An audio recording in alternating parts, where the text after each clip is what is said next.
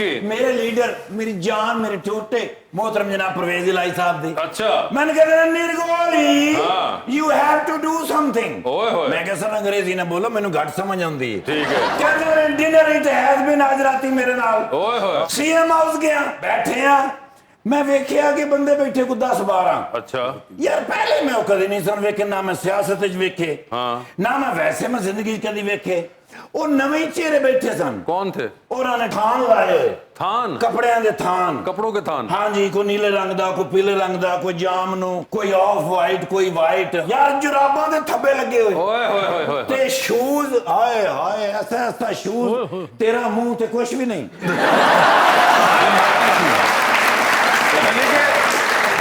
ऐसा शूज? मैं कहना सर किधरे अपना सैंपल तो नहीं मंगा रहे, कोई फैक्ट्री तो नहीं बना रहे? कहने ने नहीं ये गेस्ट है ने। मेरा फिर उन्होंने नाल तारफ कराया ने। ठीक है। मैं क्या सर गुड हो गया ती थान क्यों लेके बैठे ने? कहंदा पुत्र तेरे भतीजे ने भेजे ने। भतीजे ने? मैं क्या मेरा केड़ा भतीजा है सर? कहंदे ने हमजा शहबाज साहब ने भेजे ने। कहंदे ने अंकल मैं ते सिला नहीं सकिया, हुण तुसी सिलवा लेना।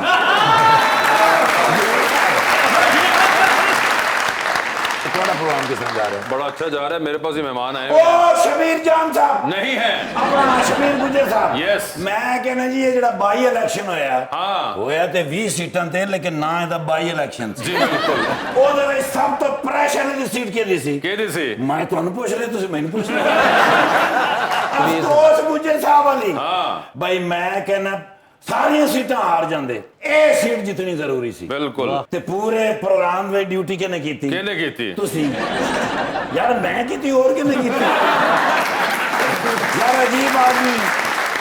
ਚੌਧਰੀ ਸਾਹਿਬ ਮੇਰਾ ਪੁੱਤਰ ਕਹੀਦਾ ਹੁੰਦਾ ਨਿਰਗੋਲੀ ਸਾਹਿਬ ਤੁਸੀਂ। ਇਸ ਵਾਰ ਸਾਹਮਣੇ ਵਾਲਾ ਬੰਦਾ ਰਿਸਪੈਕਟ ਫੀਲ ਕਰਦਾ। I'll keep that in ਤੇ mind। ਆਪਣਾ ਗੁਜਰ ਸਾਹਿਬ ਨੂੰ ਕੋਈ ਚਾਹ ਪਾਣੀ हम करा रहे हैं। ਨਹੀਂ ਸਰ, ਤੁਸੀਂ ਖਾਣੇ ਤੋਂ ਬਗੈਰ ਨਹੀਂ नहीं ਜਾਣਾ। नहीं, ਅੱਜ ਸਾਰਿਆਂ ਵਾਸਤੇ ਖਾਣਾ ਤੁਸੀਂ ਮੰਗਾਣਾ।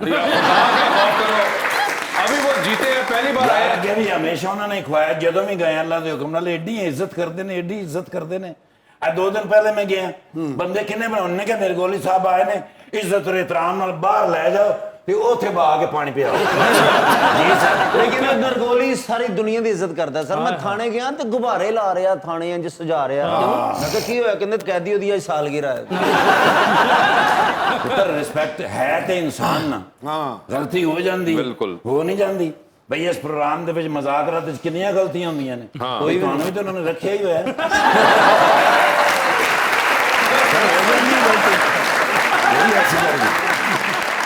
फ्रेश फोटो, खूबसूरत माशाल्लाह फ्रेश भी हो, नैब वाले खुश हो जाएंगे। और नैब वो बेचारा भी आए हैं, तुम नैब नैब कर लो।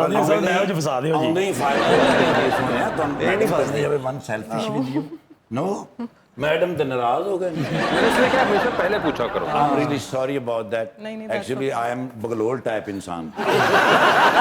टाइप नहीं यार, आफ्टर ऑल ਅਸੀਂ ਤੁਹਾਡੀ ਹਿਫਾਜ਼ਤ ਕਰਨੇ ਆ, ਅਸੀਂ ਜਾਗਨੇ ਆ ਤੇ ਤੁਸੀਂ ਸੌਂਦੇ ਹੋ। ਇੰਨਾ ਜਾਗਦੇ ਨੇ, ਰਾਤ ਨੂੰ 3 ਵਜੇ ਥਾਣੇ ਦੇ ਬਾਹਰ ਫਿਰਨ ਦੇ। ਕਿਉਂ? ਮੈਂ ਕਿਹਾ ਇਸ ਵੇਲੇ ਬਾਹਰ ਫਿਰਨ ਦੇ ਖੈਰ, ਕਹਿੰਦੇ ਪੁਲਿਸ ਵਾਲੇ ਅੰਦਰੋਂ ਬੂਹਾ ਨਹੀਂ ਖੋਲਣ ਦੇ।